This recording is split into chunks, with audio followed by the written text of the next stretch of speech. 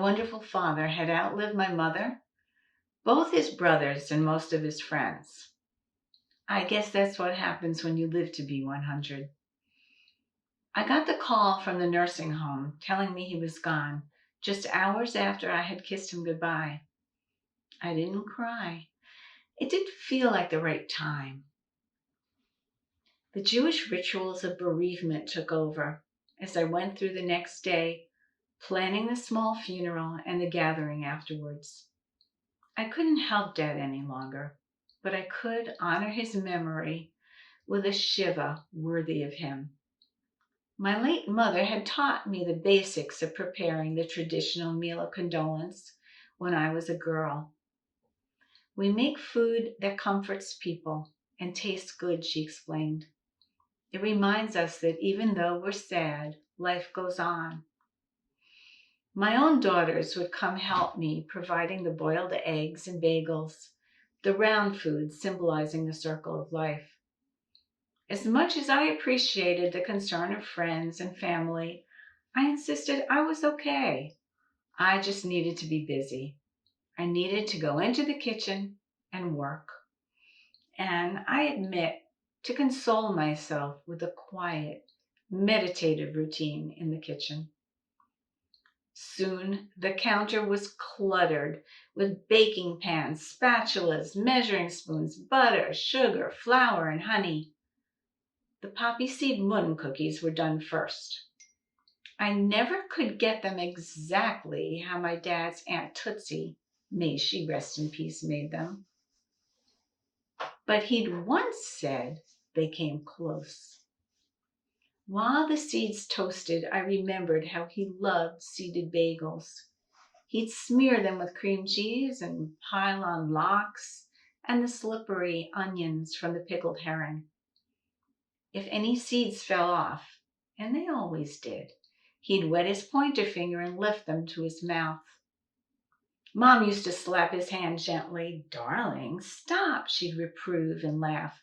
"It looks like you're squashing bugs." Once I finished one batch of cookie, I thought of another and another I wanted to make. The sweet aromatic symphony in the air drew my husband in. "Don't get too tired," he gently cautioned. "Just the mandelbrot and that's it," I promised.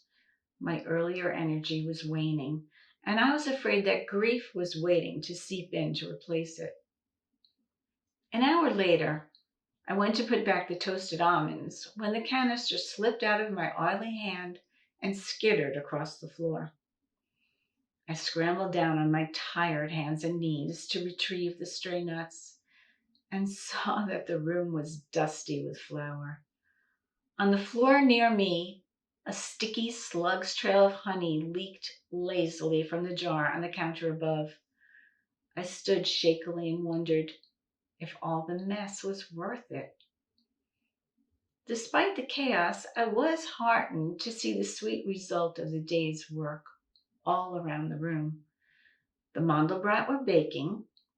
Crisp wafers with bits of shiny chocolate already sat in a container. Golden munkichel dotted with jet black seeds were cooling, and shortbread squares shone with silver sparkling sugar. I plucked a warm poppy seed cookie from the middle rack and took a bite. The rich base, with just a hint of orange, was not overly sweet, and the poppy seeds popped between my teeth. I was no longer alone when I held the crisp morsel on my tongue. "What do you think, Daddy?" I whispered. "Are they good?" I immediately saw him dipping a cookie into his tea, black no sugar, his gold lion head ring glinting on his finger, while he took a bite, gave a satisfied smile, and took another.